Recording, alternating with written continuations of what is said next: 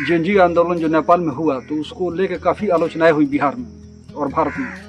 भारतवर्ष में आलोचना यही का था कि भाई भारत का जो परिदृश्य है, राजनीतिक परिदृश्य या सामाजिक परिदृश्य, धार्मिक परिदृश्य, वो नेपाल से भिन्न है और हमारा जो हिंदू धर्म है वो सनातन धर्म है वो हमेशा खतरे में रहता है। तो खतरे में रहता है तो इसका मतलब ये नहीं कि अब सदैव खतरे में ही रहा है, और इसी खतरे को दिखा के आपने सत्ता हासिल किया। मैं बीजेपी वाले लोगों को बात कर रहा हूँ, तो कब तक ऐसा चलेगा?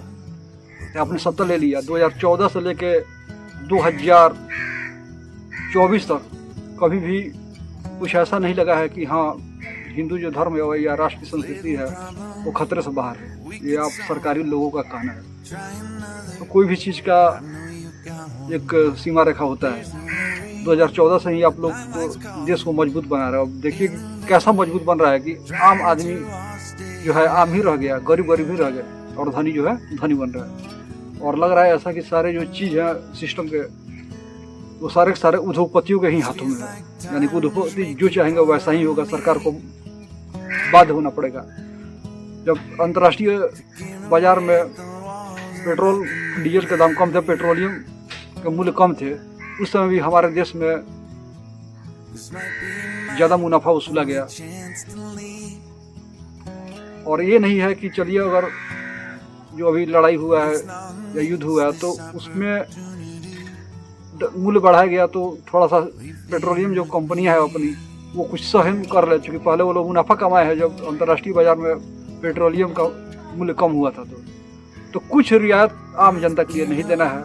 आम जनता जेएनजी आंदोलन न करे तो हिंदुत्व खतरे में आ जाती है।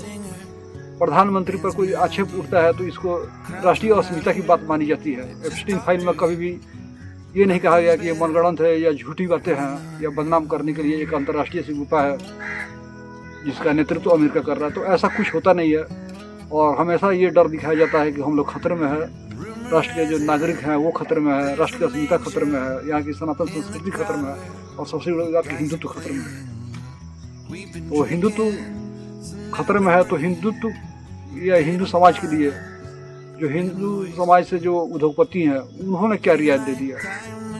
जो हिंदू समाज के जो सांसद हैं, मंत्री हैं, उन्होंने कौन सा रियायत दे दिया? अपने खर्चों में कटौती कर दिया।